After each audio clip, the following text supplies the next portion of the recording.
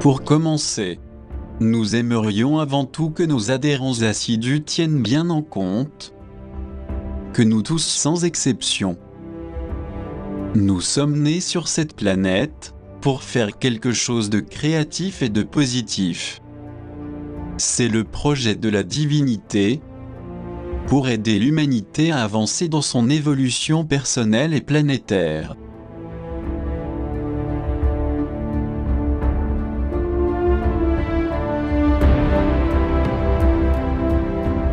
Cependant, l'éducation familiale, scolaire et universitaire, de même que les amitiés et l'environnement, sont souvent, pour des raisons différentes, les responsables de notre changement et du détournement de nos objectifs initiaux.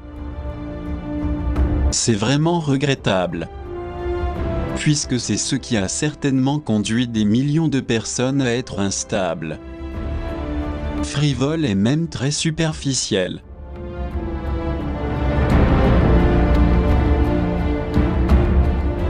Nous pouvons ainsi affirmer très clairement que beaucoup de personnes sont fragiles et incohérentes. Bien que souvent la grande majorité se sente forte, invincible et avec une personnalité solide.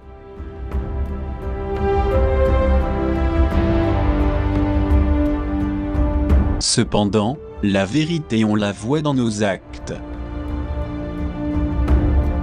Et c'est dû aux incohérences et dissociations continues de notre psychisme que notre vie devient complètement manipulable.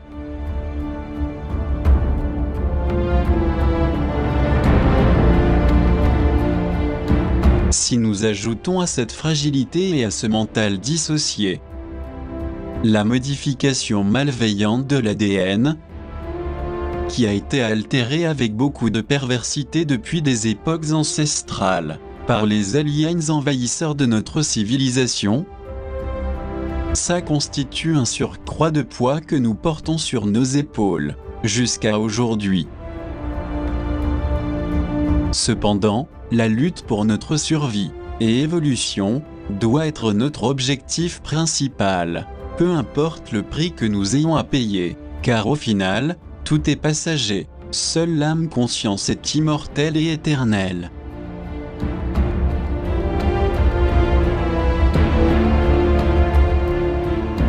Et c'est dans cette perspective que nous devons apprendre à vivre dans la joie, dans le bonheur et nous entourer de tout ce qui est sain et positif. L'idéal est d'équilibrer nos responsabilités avec du temps libre, pour profiter de ce que la vie peut nous offrir de beau.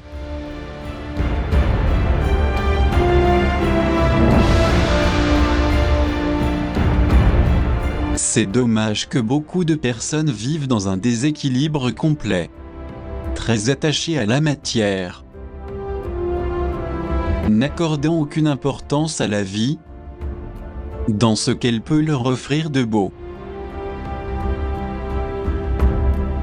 S'éloigner des valeurs essentielles est devenu normal en cette époque décadente. D'ailleurs, nous ne sommes pas les seuls à parler de tout ce qui est relatif à l'immortalité de l'âme. Beaucoup de grands hommes y ont réfléchi sérieusement. Le souci c'est qu'on n'en parle plus depuis longtemps, pour des raisons que nous expliquerons ensuite.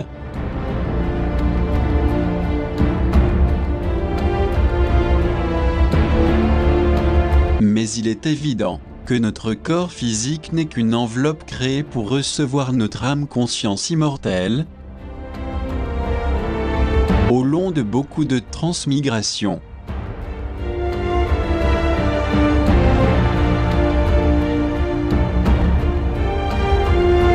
Et il nous serait d'une grande utilité de réfléchir profondément sur cet aspect, au lieu de refuser d'y croire, comme c'est le cas de beaucoup d'individus qui, ignorant la vérité des faits, osent le faire.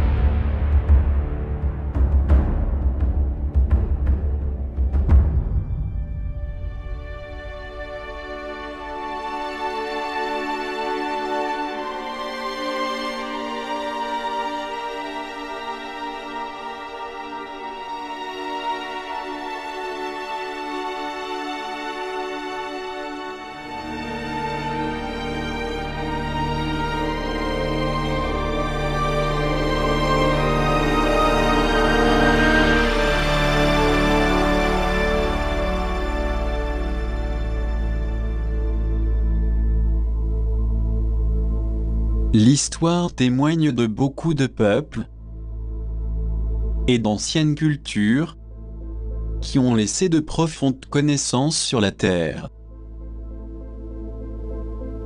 et qui font allusion à la longévité, de même qu'à la conservation de la vie durant beaucoup de siècles. Ils affirment même qu'en plus de l'immortalité, il y a aussi les réincarnations qui se succèdent à chaque fois qu'un être humain revient dans ce monde.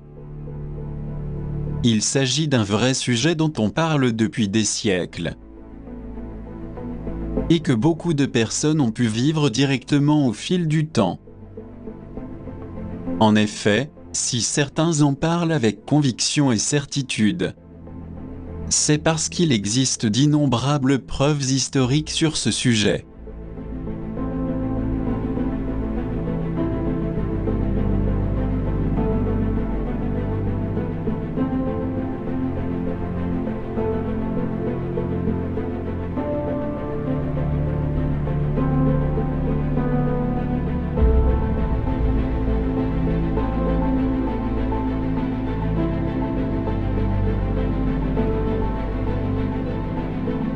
Cette merveilleuse faculté a été donnée à chaque être humain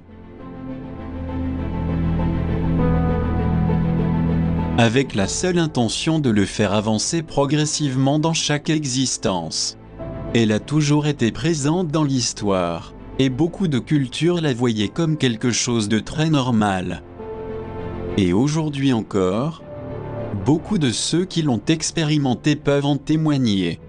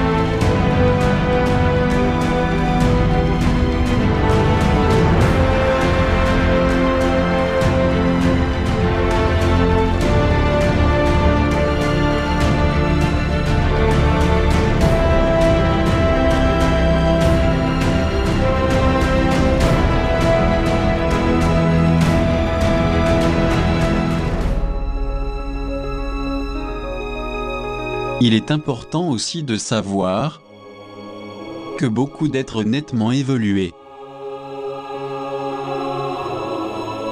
ont été des constructeurs d'énormes palais et de monuments grandioses, si bien que beaucoup de leurs colossales créations seraient pour nous pratiquement impossibles à réaliser. On peut voir ainsi qu'en plus d'être des bâtisseurs prolifiques, ils possédaient une intelligence supérieure. Nous parlons de faits transcendantaux et d'une énorme sagesse qui nous ont été transmis depuis des siècles par de différentes cultures.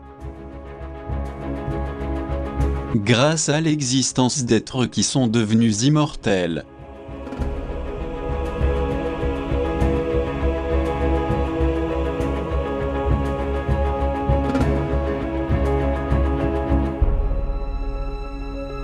On constate aussi que ces magnifiques sanctuaires, construits avec une remarquable symétrie, une précision mathématique et astronomique, se connectent et s'alignent parfaitement avec les étoiles,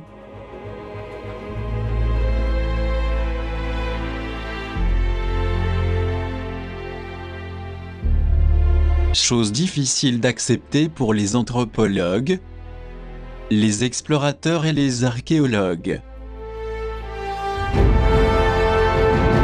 Cependant, les évidences nous montrent l'énorme pouvoir et la sagesse qu'avaient ces peuples prodigieux.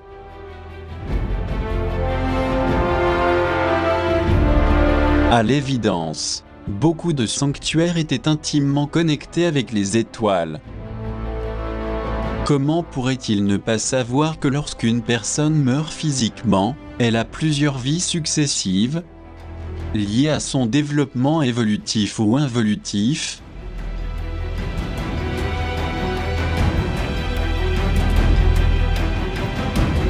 Malheureusement, les organismes officiels, dans l'intention de tout discréditer, ne pourraient nous apprendre que très peu de choses sur ces connaissances extrasensorielles que possédaient ces grandes cultures.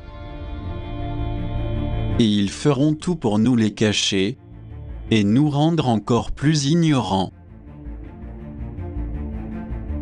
Puisque pour eux, il n'y a que le dogme matérialiste, ou le monothéisme anthropomorphe, où ne règne qu'un Dieu qui châtie implacablement ou pardonne tous les péchés les plus ignobles, avec une simple confession et une simple indulgence.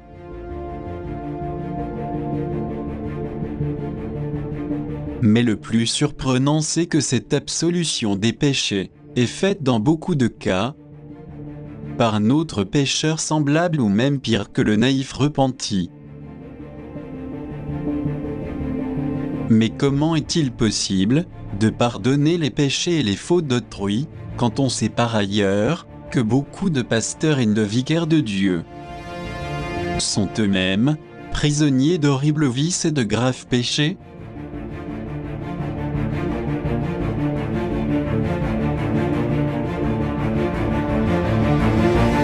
Est-ce pour cette raison que souvent ils couvrent cette énorme quantité d'obscénité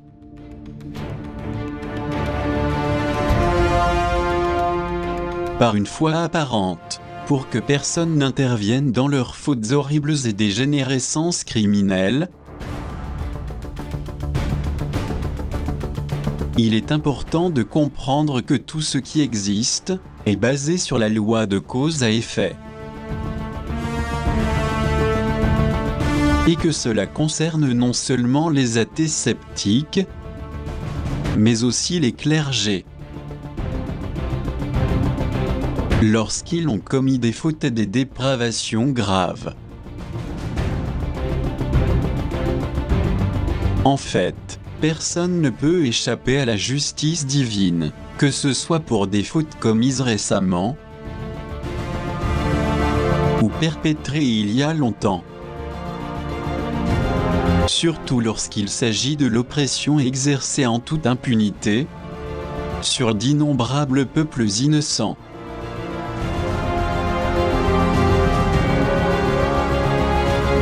Des milliers d'innocents ont été tout simplement brûlés vivants ou soumis sans aucun scrupule aux pires tortures pleines de cruauté par leur soi-disant inquisition.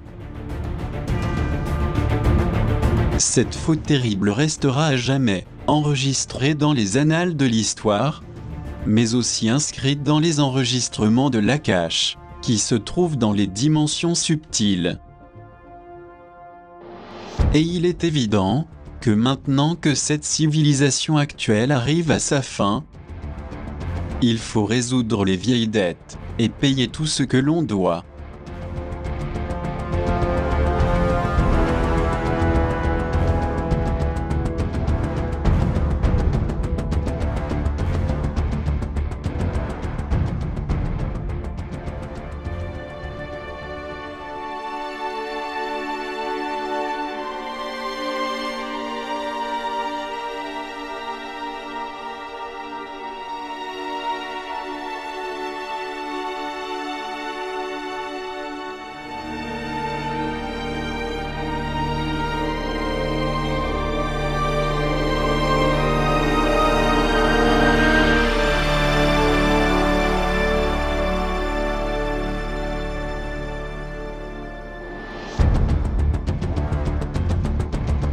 Mais il n'y a pas que cela qui est lié à la curie apostolique romaine,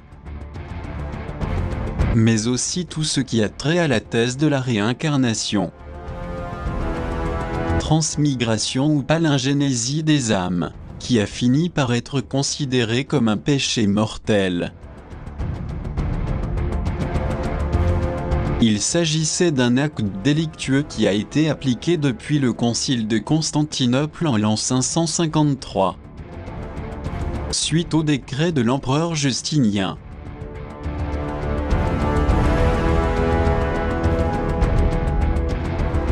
Depuis cette date, il était interdit de parler de la réincarnation.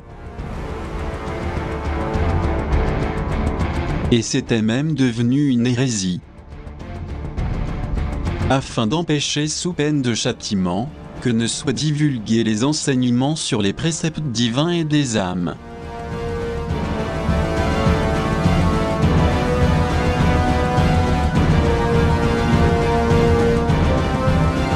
Ou alors ces décrets aberrants du clergé, portant atteinte directement au principe de la création du Dieu suprême,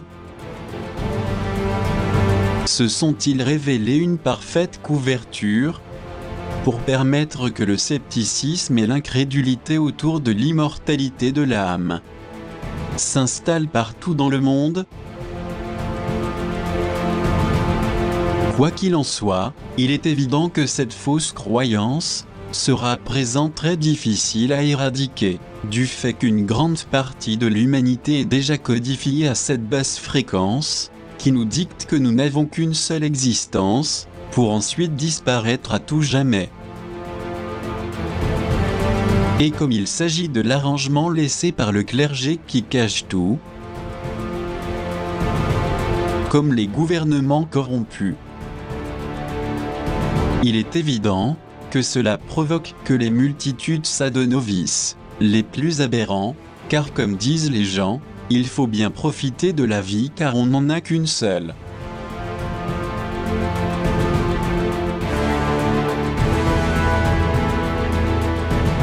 Alors, si telle est la situation dans laquelle on nous a laissés depuis plus de 1000 ans, aurions-nous été créés par Dieu Tout-Puissant, dans le seul but de nous pervertir et de mourir, après une vie complètement banale? Ou y aurait-il quelque chose d'autre, qui est resté très occulte jusqu'à nos jours, et les gens comme toujours croient à la version officielle, même si leur petite étincelle divine déposée dans le cœur leur dit le contraire?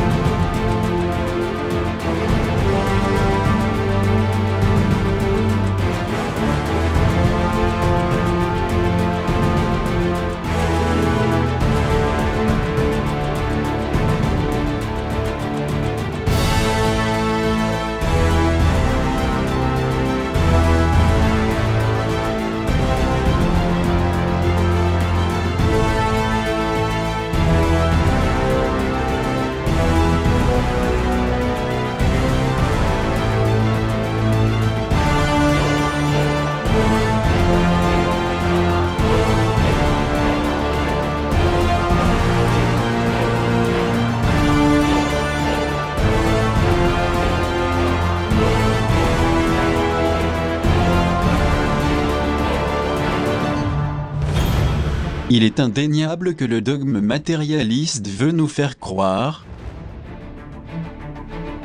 que la science est la seule qui a la capacité d'allonger la vie, par le biais de sa haute technologie, en faisant appel à ses avancées scientifiques. Dans ce cas et selon notre vision, cela ne pourrait se réaliser qu'au moyen du transhumanisme, et non pas au moyen de la transmigration des âmes, en tant que loi naturelle et cosmique comme cela a toujours été. À moins qu'il s'agisse d'êtres hybridés et sans âme, comme les aliens petits gris, et d'autres spécimens, provenant de l'espace obscur universel, qui ne savent que séquestrer et voler des corps de gens sans défense.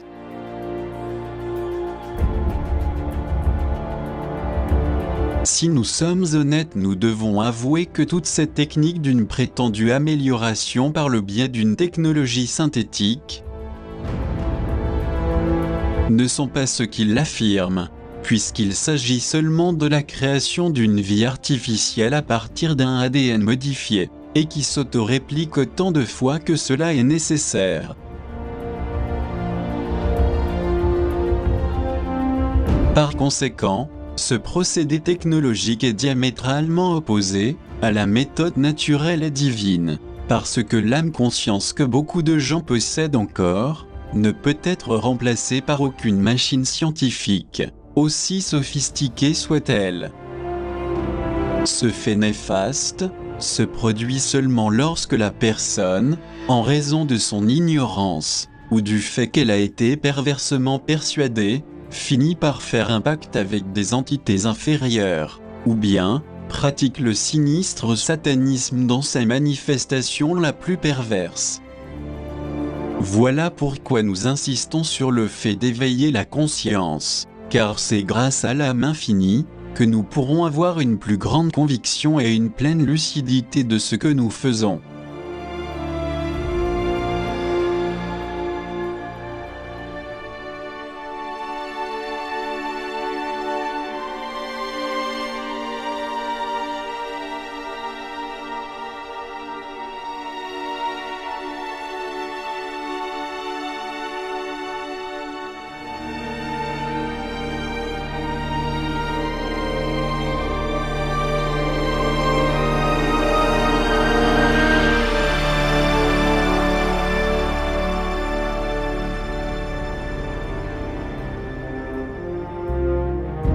Mais quel est l'objectif central de ce procédé génétique, auquel les scientifiques modernes sont tellement voués?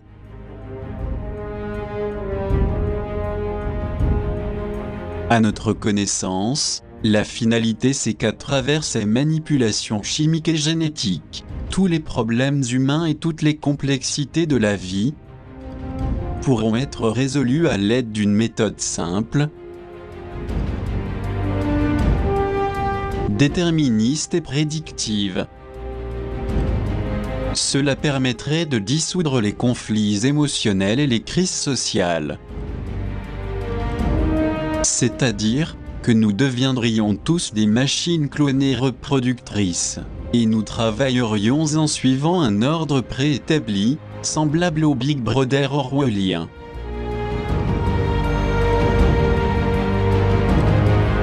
Il est clair et parfaitement démontré que l'organisme fera exactement ce que le scientifique aura envie de faire dans son laboratoire. Cette science appelée biologie synthétique est basée sur l'ambition visant à concevoir et produire un être humain logiquement sans conscience et dépourvu de toute émotion, de toute tendresse et d'affection sincère.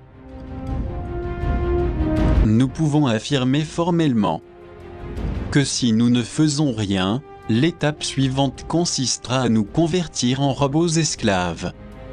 Comme c'est le cas à l'heure actuelle pour des millions de gens, même s'ils ne s'en aperçoivent pas.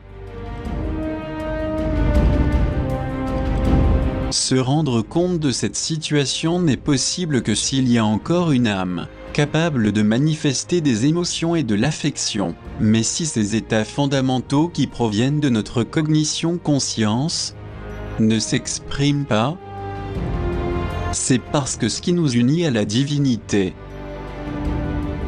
et à l'univers du Dieu créateur, à savoir, une conscience luminique stellaire, n'existe plus.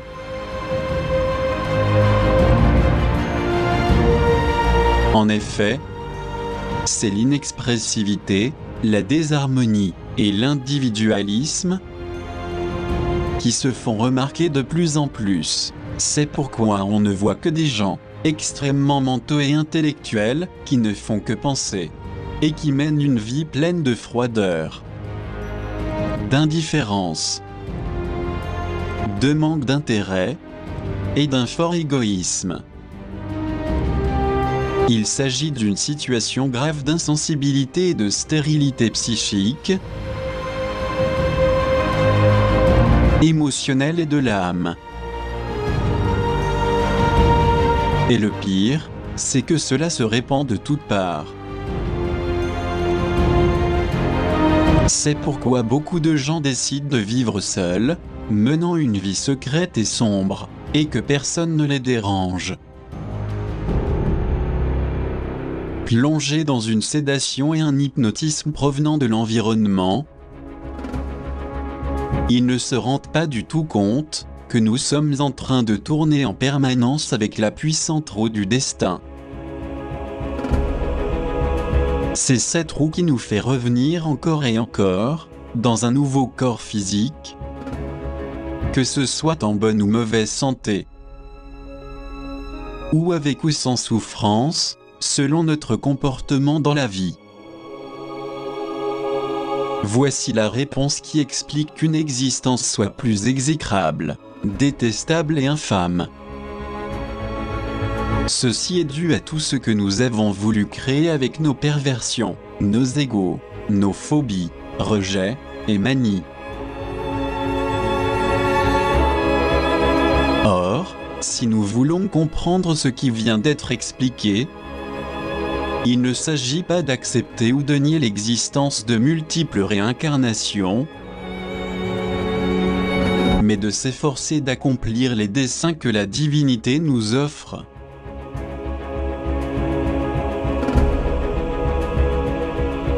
C'est de cette façon que nous pourrons modifier notre destinée. Et pour parvenir à cette magnifique conquête, le plus convenable c'est de vouloir avancer, mais aussi de s'améliorer chaque jour dans le dépassement de soi. Mais, pour atteindre cet objectif, nous n'avons nul besoin d'une méthodologie spéciale, ni de faire partie d'un groupe mystique, religieux ou autre. Il suffit simplement de mener une vie équilibrée et correcte, dans nos pensées, nos sentiments et nos actions.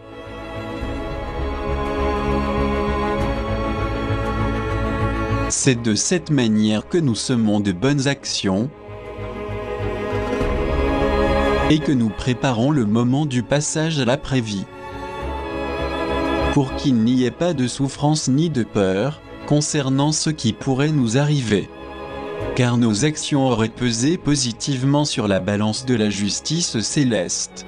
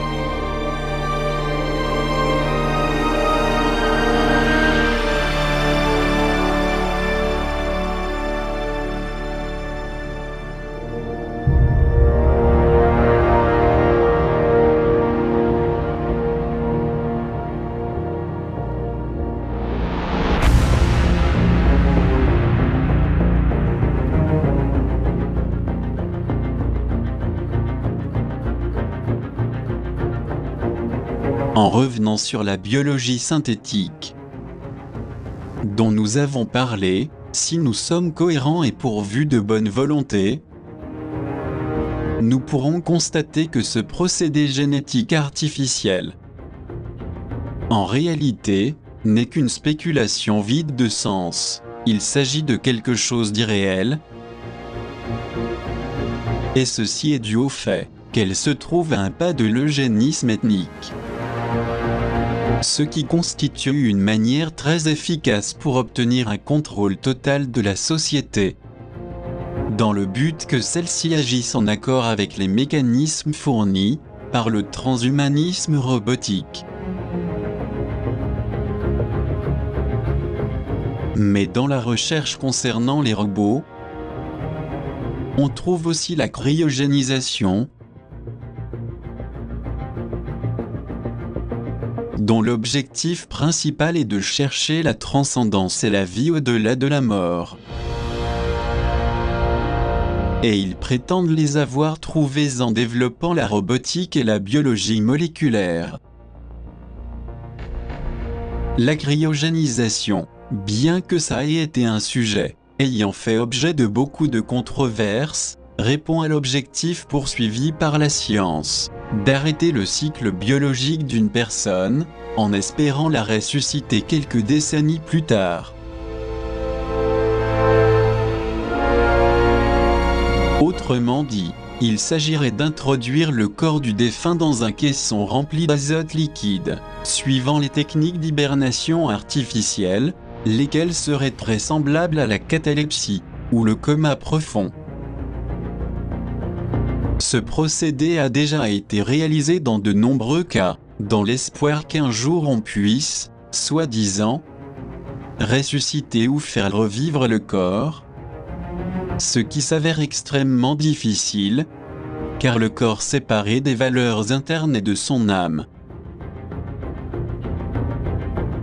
qui est celle qui octroie la sensibilité et la spiritualité, ne serait qu'un automate, similaire aux créations de Frankenstein.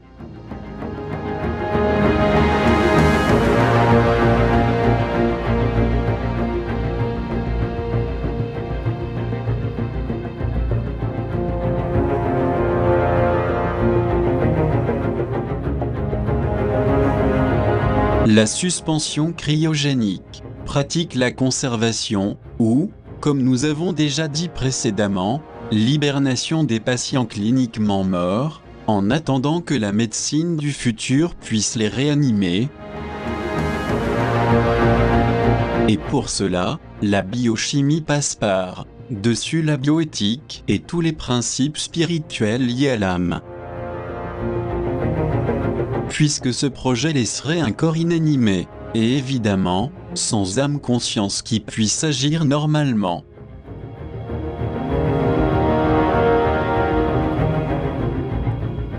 En définitive, la science conventionnelle comme toujours, mène ses recherches par la voie erronée pour confondre les naïfs. C'est pourquoi l'humanité vit dans l'infortune. Et la peur intense de la mort fait partie de la vie quotidienne, car on nous a mis cela dans la psyché, les émotions et l'esprit.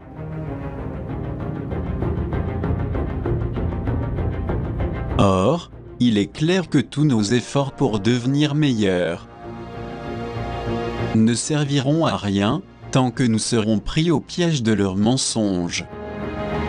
Car ils nous ont convaincus qu'il n'y a rien après la mort. Seul un corps inerte est décomposé. Néanmoins, la vérité est tout autre qui n'a rien à voir avec leurs théories absurdes. En effet, il y a eu de nombreuses expériences scientifiques concluantes, où l'on a pu vérifier, avec le concours de la métaphysique, que nous retournons tous à plusieurs reprises dans d'autres véhicules physiques.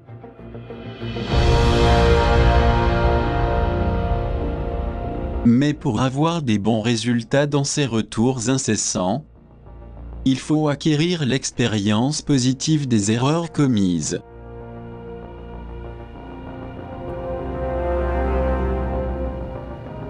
Parce que tout ce que nous faisons dans notre présent devient toujours notre passé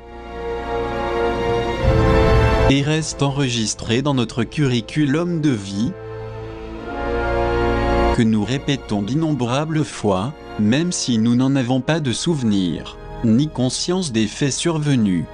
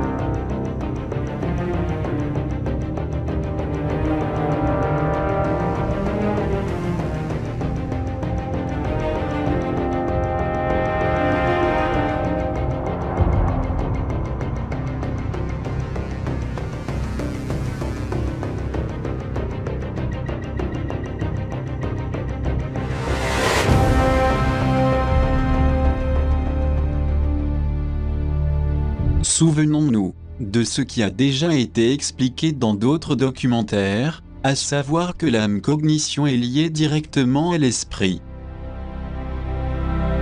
Or, ces deux énergies luminiques d'une grande puissance intérieure ont tous les moyens pour réussir à contrôler notre mental, les faux sentiments, les désirs, les égos et les caprices. Mais pour réussir cette quête urgente, on a besoin de la force de volonté. C'est seulement à force de persévérance et de ténacité que nous parviendrons à réaliser bon nombre de choses.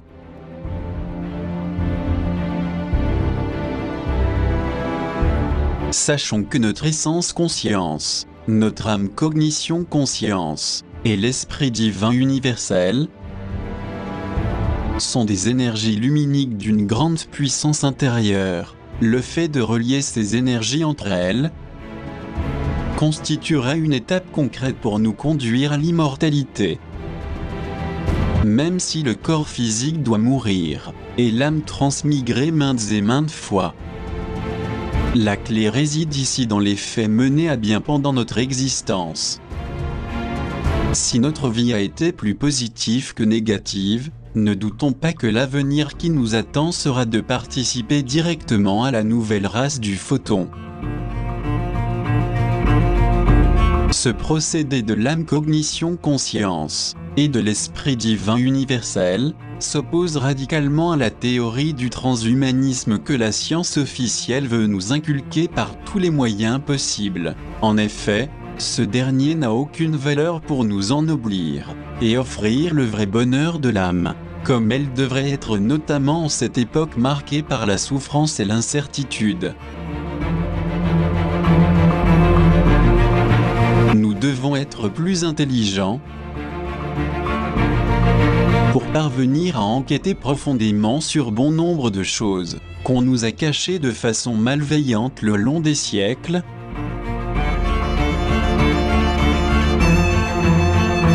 et pour que nous puissions aussi constater que grâce au pouvoir divin, nous avons eu beaucoup de vies antérieures, dont le seul objectif était celui de nous faire grandir et de nous améliorer. Ceci a été pleinement confirmé par beaucoup de savants et d'investigateurs qui ont démontré scientifiquement l'existence indéniable de la réincarnation. Outre ces experts dans le domaine, on peut également découvrir dans une énorme variété d'ouvrages, aussi bien qu'en écoutant le point de vue scientifique, le sujet de la transmigration des âmes est un fait pleinement prouvé.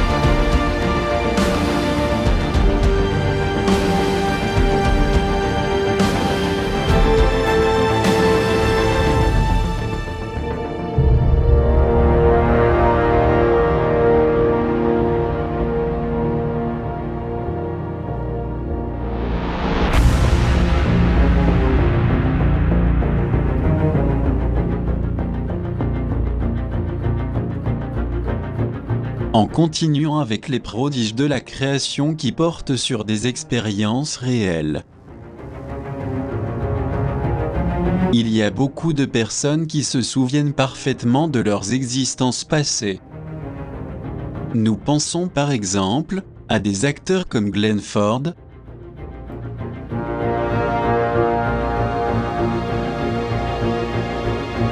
des personnalités qui possédaient un certain niveau de conscience,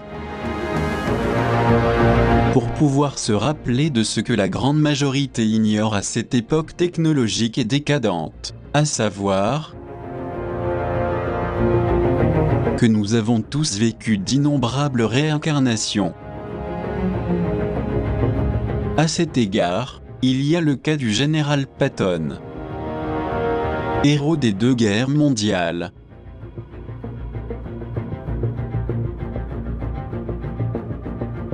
Qui était bien conscient de certaines stratégies militaires grâce au souvenir de ses réincarnations passées. C'est également le cas d'autres personnages de l'histoire, qui étaient au courant de cette science naturelle laissée par Dieu à l'humanité, afin de l'aider dans son évolution.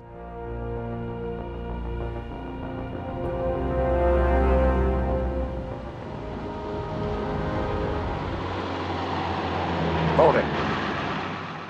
Turn right here. Sir, the battlefield is straight ahead. Please don't argue with me, Sergeant. I can smell a battlefield. He was out here just yesterday, George. It's over there. Turn right, damn it.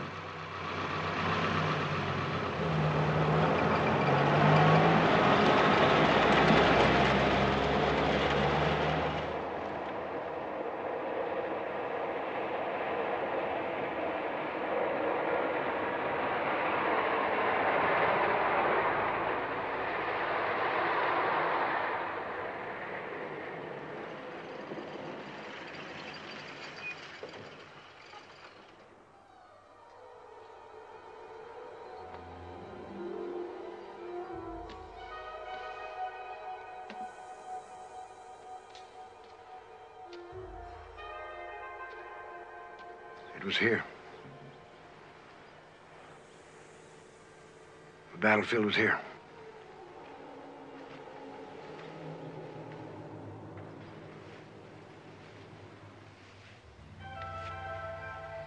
The Carthaginians defending the city were attacked by 3 Roman legions. The Carthaginians were proud and brave, but they couldn't hold. They were massacred. Arab women stripped them of their tunics and their swords and lances. The soldiers lay naked in the sun. 2,000 years ago.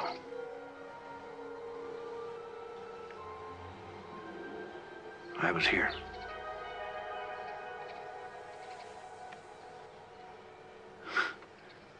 You don't believe me, do you, Brad?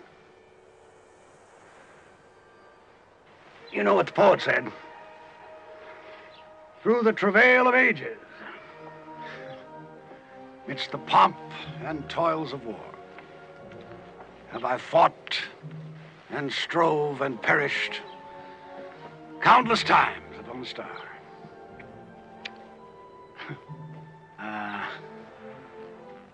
As if through a glass and darkly, the age-old strife I see. Where I fought in many guises, many names, but always me.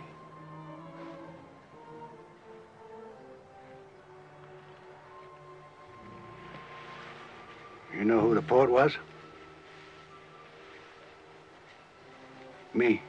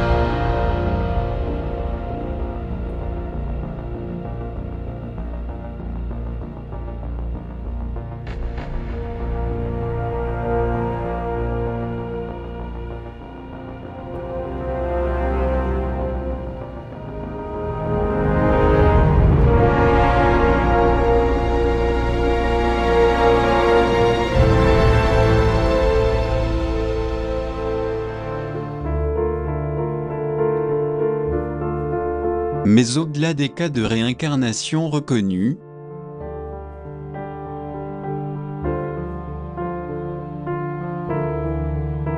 il y a également la série de coïncidences troublantes concernant la vie et la mort des présidents Lincoln et Kennedy. Ces similitudes étranges, que nous les acceptions ou non, défient toute logique à laquelle nous nous sommes habitués. C'est à peine croyable, mais les vies de ces deux personnages, ainsi que celles des personnes de leur entourage, semblent obéir à une matrice commune d'événements très inhabituels. Ces faits particuliers et récurrents, avec un écart précis de 100 ans entre eux, sembleraient avoir un dénominateur commun qui mérite bien d'être examiné.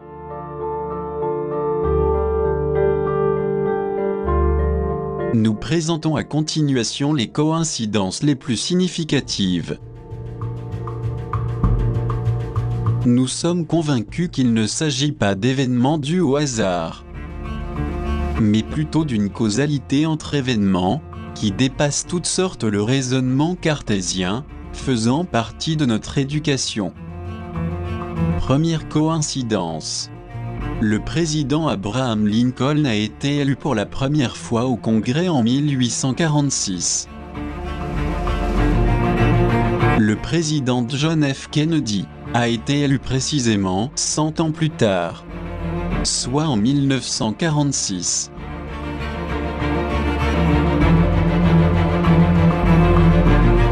Coïncidence 2. Tous les deux étaient candidats perdants pour la nomination à la vice-présidence de leurs partis respectifs, Lincoln en 1856 et Kennedy en 1956.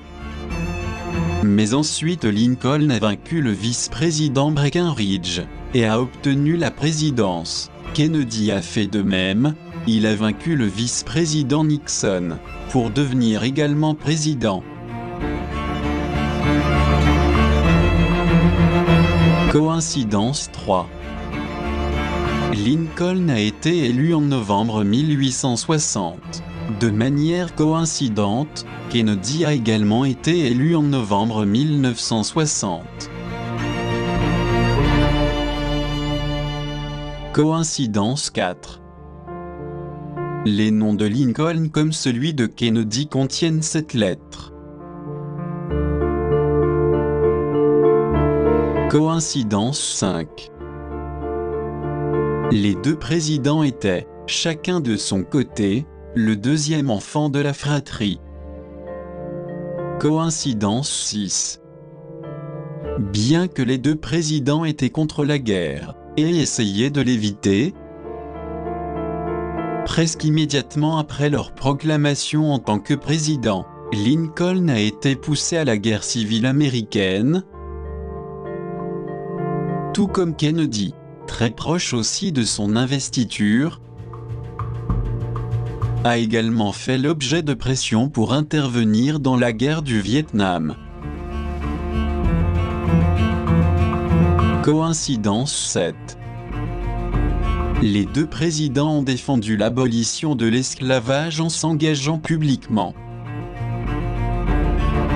Lincoln en 1863. Et en 1963, quelques mois avant d'être assassiné, Kennedy a soumis au Congrès ses rapports sur les droits de l'homme.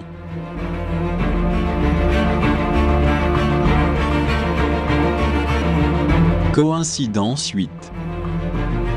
Les deux présidents ont été assassinés un vendredi, le premier en 1863 et le deuxième en 1963, en compagnie de leurs épouses. Coïncidence 9. Lincoln aussi bien que Kennedy défendait les droits des femmes. Le 13 juin 1836, Lincoln a été le premier élu de l'histoire des États-Unis à militer pour le droit de vote des femmes.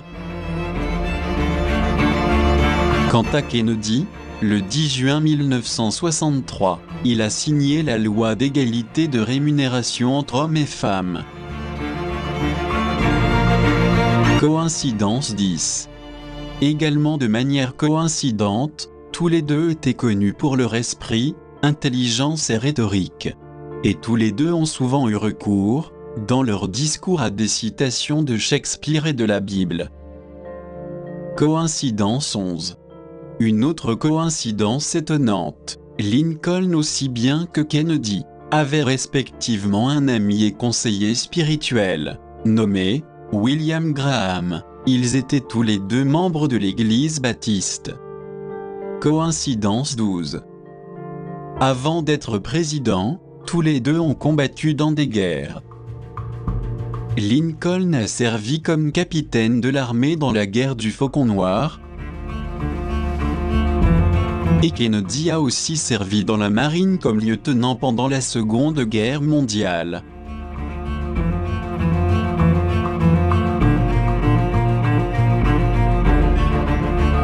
Coïncidence 13. Au cours de ces guerres, Lincoln s'est distingué en sauvant un Indien que ses compagnons d'armes voulaient assassiner. Kennedy de son côté, pendant la Seconde Guerre mondiale, en dépit d'une blessure à la colonne, a contribué à sauver l'équipage à sa charge, en portant un camarade grièvement blessé. Coïncidence 14. Pour sa part, Lincoln a signé ultérieurement une loi pour la concession de la médaille d'honneur, comme étant la plus haute distinction pour la valeur démontrée par un soldat au péril de sa vie. Kennedy a reçu la reconnaissance et la médaille du corps des marines, et d'autres décorations, pour sa participation dans la Seconde Guerre mondiale au péril de sa vie, pour aider ses compagnons de vaisseau.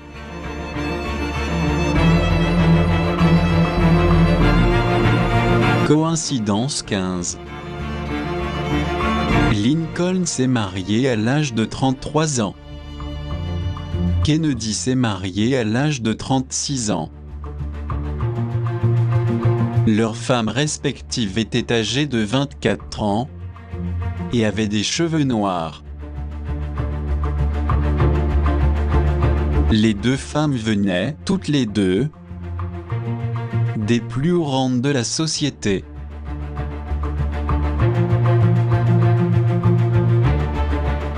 Coïncidence 16. Les deux épouses sont également décédées, ayant accompli la soixantaine. Mary Todd Lincoln est morte en 1882, avec presque 64 ans, tandis que Jacqueline Kennedy est morte en 1994, aussi à 64 ans. Toutes les deux étaient connues par leur goût raffiné, dans leur manière de s'habiller, étant critiquées de ce fait par leurs maris respectifs, pour dépenser trop d'argent. Coïncidence 17. Les deux présidents ont aussi été pères de 4 enfants, l'un d'eux, mort pendant la présidence dans chaque cas. De ces 4 enfants, seulement un a vécu plus de 40 ans, Robert Todd Lincoln et Caroline Bouvier Kennedy. Coïncidence 18. Un autre fait très surprenant, c'est que les deux fils de Lincoln s'appelaient Robert et Edward, et hasard de la vie, Kennedy avait 2 frères appelés Robert et Edward. Coïncidence 19. Le fils de Lincoln a été ambassadeur dans la cour de Saint James en Grande-Bretagne, et un proche à lui a été procureur général, diplômé à l'université de Harvard. Ce qui est frappant, c'est que le père de Kennedy, Joseph, a aussi été ambassadeur dans la cour de Saint James en Grande-Bretagne, et son frère, Robert, avait été pareillement procureur général, diplômé à la même université de Harvard. Coïncidence 20. Il est connu aussi dans l'histoire de leur vie que l'épouse de Lincoln aussi bien que celle de Kennedy perdu un enfant chacune, pendant leurs séjours respectifs à la Maison-Blanche.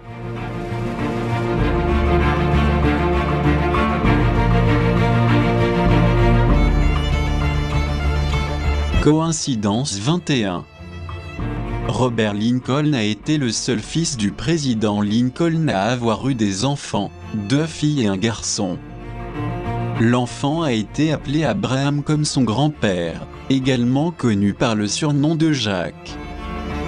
Par hasard, Caroline Kennedy a été le seul enfant du président Kennedy qui à son tour a eu des enfants, précisément 2 filles et un garçon. L'enfant a été appelé John, le prénom de son grand-père, également connu par le surnom de Jacques. Coïncidence 22. Lincoln avait une chaise à bascule à la Maison-Blanche, qu'il prenait avec lui lors de ses déplacements. Il y était assis lors de son assassinat au théâtre Ford.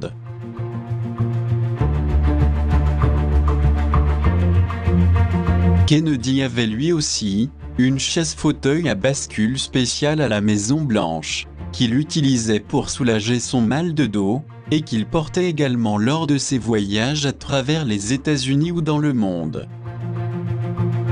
Coïncidence 23. Un autre fait très étrange et coïncident, c'est que les 2 hommes ont souffert de maladies génétiques. Lincoln avait le syndrome de Marfan et Kennedy la maladie d'Addison.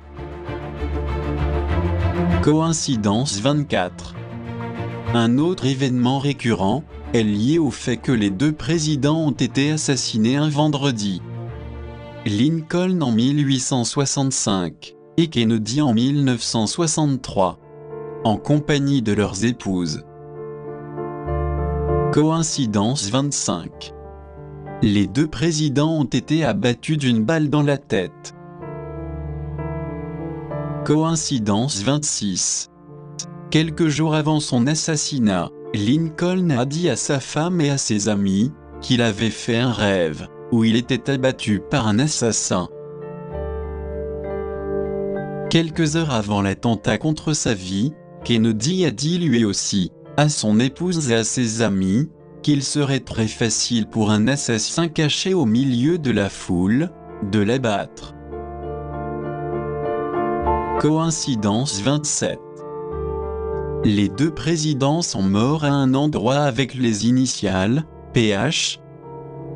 Lincoln est mort à Peterson House, et Kennedy est décédé à Parkland Hospital.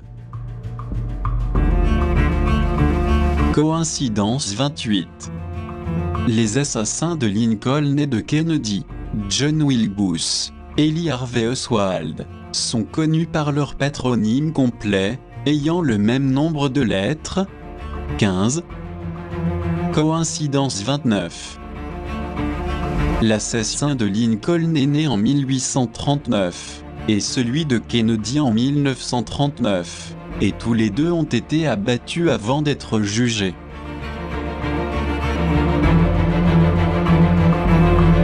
Coïncidence 30.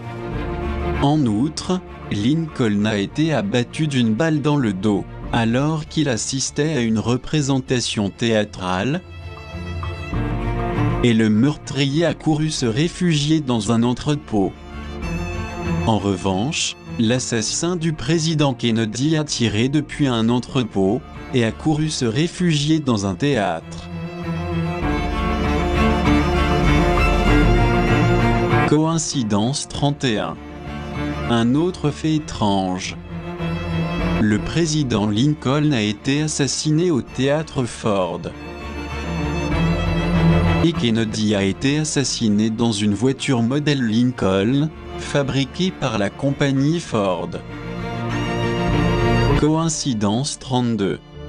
Lincoln avait un secrétaire nommé Kennedy, qui lui a conseillé de ne pas aller au théâtre ce jour fatidique. De manière coïncidente, Kennedy avait aussi une secrétaire nommée Lincoln, qui l'a également conseillé de ne pas se rendre à Dallas.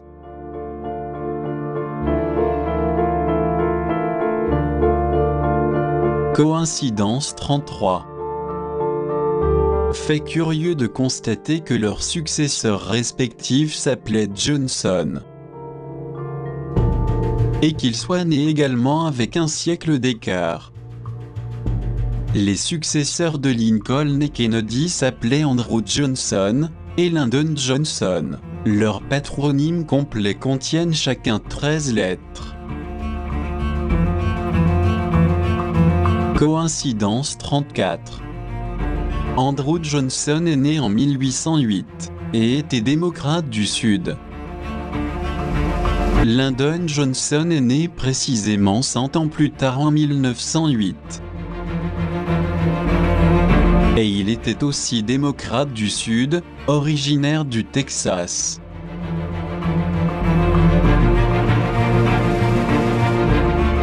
Coïncidence 35. Les deux présidents ont réussi à faire que le Trésor des États-Unis émette des dollars américains à la place des billets de la Réserve fédérale. Et en même temps, ils ont pu les mettre en circulation sans payer des intérêts à aucun banquier. Coïncidence 36. On estime avec beaucoup de certitude que tant le meurtre de Lincoln comme celui du président Kennedy ont été le résultat d'un complot insidieux, puisque les deux meurtres ont été dirigés par des conspirateurs qui cherchaient à contrecarrer leurs objectifs et leurs projets importants.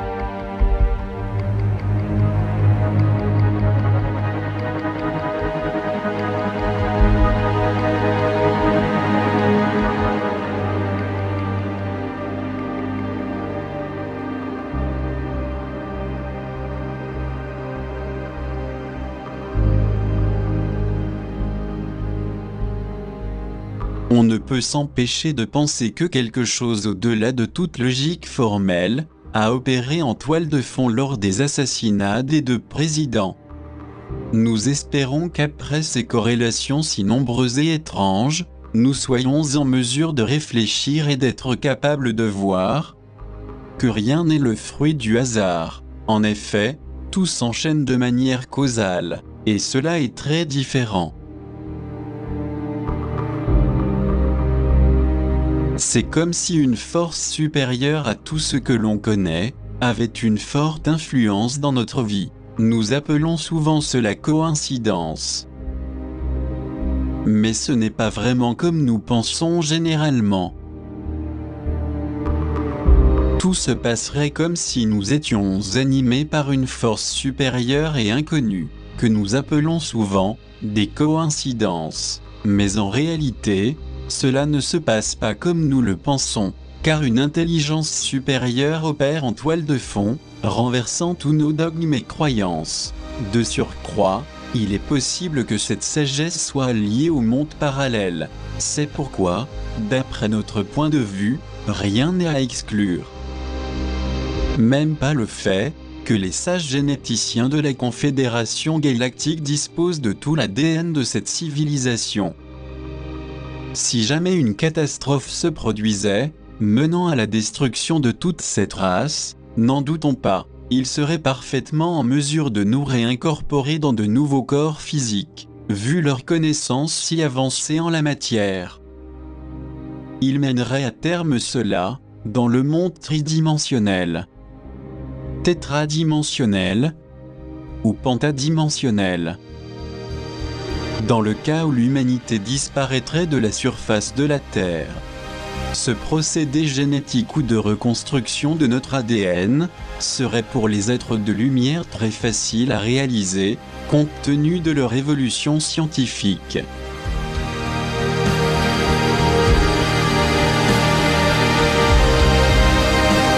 N'oublions jamais que notre âme-conscience, en tant qu'énergie pure de lumière, a un lien direct avec les photons luminescents venant de l'espace. C'est grâce à ces particules que l'on fortifie fermement les principes humains et internes.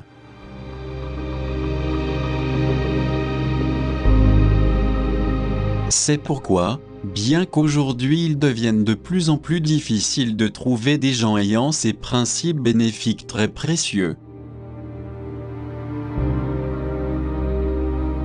susceptibles de pouvoir créer la sagesse et l'intelligence,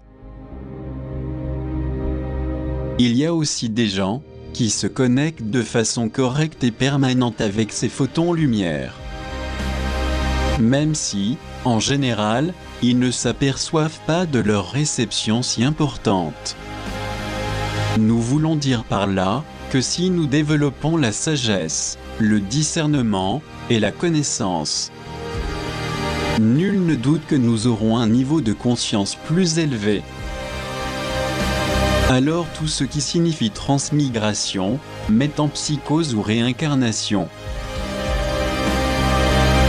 sera, pour une personne évoluée, un fait irréfutable.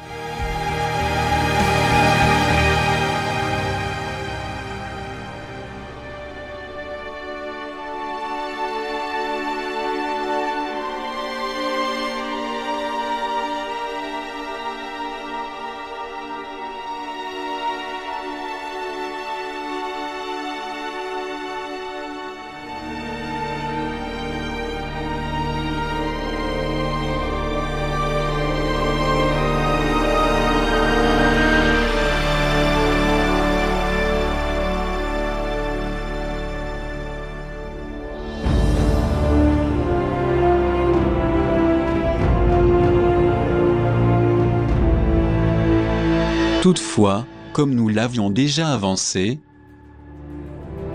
pour obtenir ce privilège énorme, on n'a pas besoin de suivre un dogme ou une religion,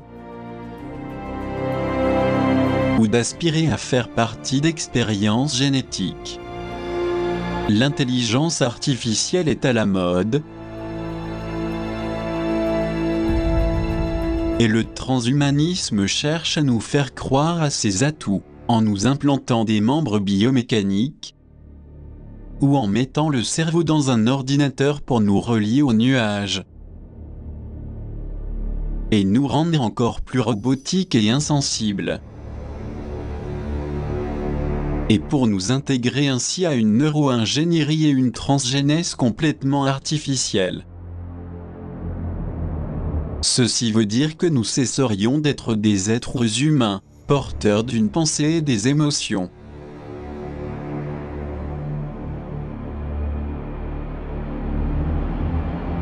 Il est fondamental de prendre en considération que nous sommes une particule de lumière, provenant de la divinité, et que celle-ci est immortelle, même si beaucoup de personnes n'y croient pas. Ce qui se passe, c'est que le scepticisme nihiliste est présent chez la plupart des gens. Et tout ce que les détenteurs du pouvoir mondialiste disent, est pris comme un précepte qui doit être fidèlement observé. C'est pour cela que nous vivons dans un monde hautement technique et informatisé.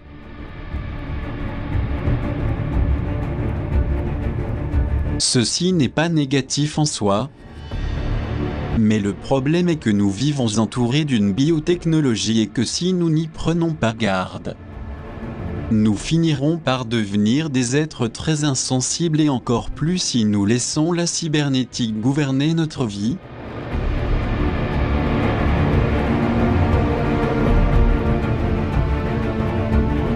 Car à cause des derniers progrès technologiques, des millions de gens sont fascinés et en train de perdre la capacité de communiquer à niveau social, familial et matrimonial.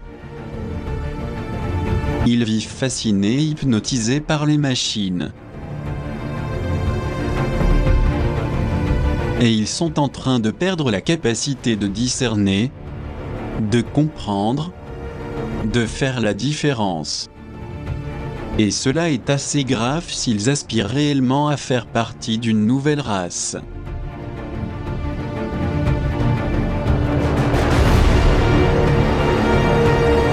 Et pourquoi sont-ils si fascinés et hypnotisés ? Se pourrait-il que la science officielle l'ait ainsi déterminé ? Car il ne lui convient pas du tout que nous sachions que nous portons en nous une essence spirituelle qui fait partie de l'univers et du Dieu créateur.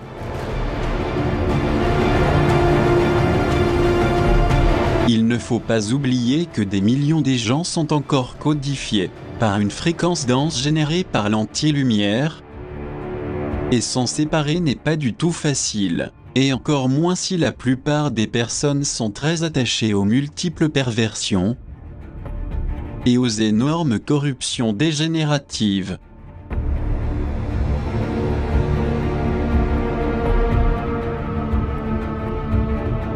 C'est ainsi qu'il est franchement difficile de sortir des obscurités.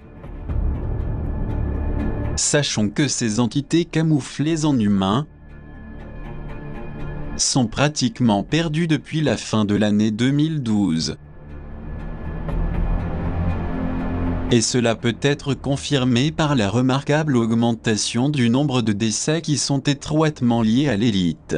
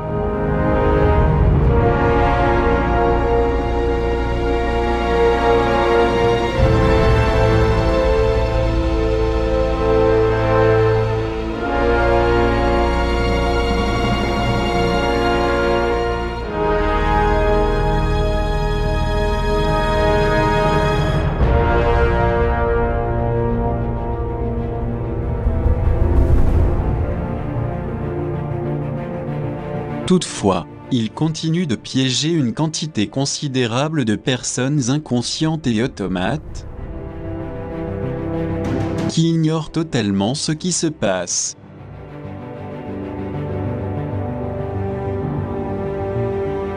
Ce que nous voulons dire, c'est que, tant que nous vivrons attrapés à ces infortunes, nous ne connaîtrons pas la métempsychose, ou la transmigration des âmes. Nous serons seulement soumis à davantage de douleurs, plus que nous en avons déjà l'habitude. Et ces faits sont vraiment très graves parce que vivre comme des somnambules, et en plus sans une direction consciente et concrète, il est très clair que nous serons enclins à faire des faux pas aux conséquences irréparables, et qu'à la fin nous soyons devenus semblables à des âmes errantes. Comme c'est le cas pour la grande majorité des personnes, qui pour une raison ou une autre mettent fin à leur vie.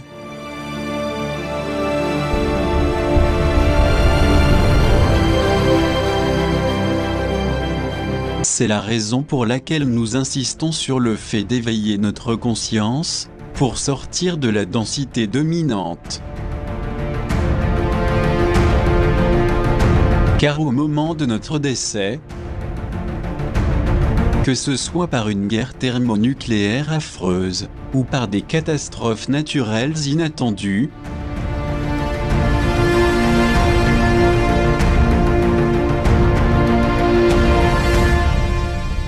la petite âme endormie, en se détachant du corps physique, malheureusement ne saura pas où elle se trouve. Ceci à cause de l'état d'inconscience et de l'état hypnotique dans lequel se trouvent des millions de personnes. À plus petite échelle, ceci est très semblable à ce qui se passe dans nos rêves, car nous n'en avons pas conscience, et nous ne savons pas non plus où nous nous trouvons. Nous déambulons comme des somnambules, là où le subconscient et nos égomiasmes veulent nous emmener. Et c'est de là aussi que viennent les souvenirs des cauchemars. Ce serait comme un petit décès, mais à petite échelle. Et même si nous ne voulons pas vivre cette mauvaise expérience, la vibration fréquence que nous avons nous amènera là où nous sommes reliés par la loi d'attraction et d'aimantation.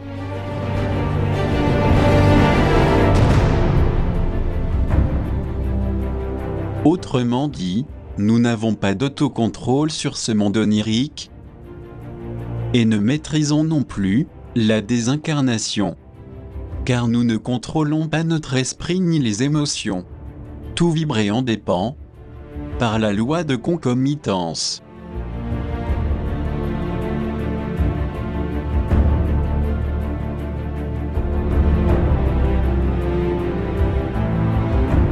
C'est pour cette raison que nous insistons constamment sur le fait de nous battre pour ne pas perdre nos principes élémentaires. Car ils nous conduisent vers l'élévation de notre psychologie et conduite intérieure, qui sont atrophiées chez beaucoup de personnes.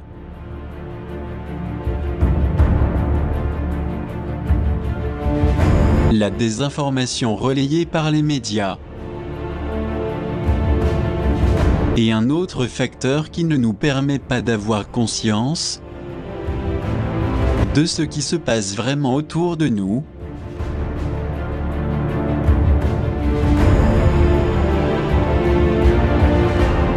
car les personnes n'ont pas encore compris que nous sommes dans les moments les plus cruciaux de notre actuelle race humaine.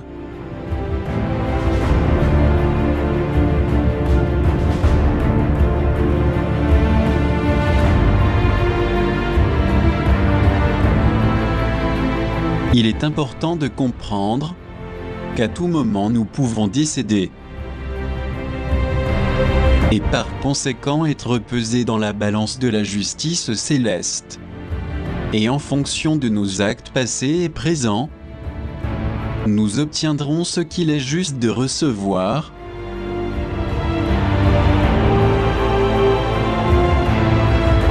Car tout dans l'univers est impartial et équitable.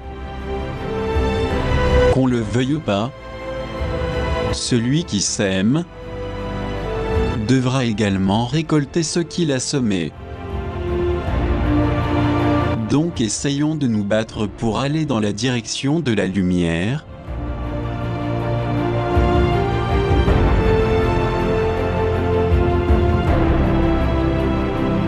Où vibre la sagesse, l'amour conscient et la vérité du cœur.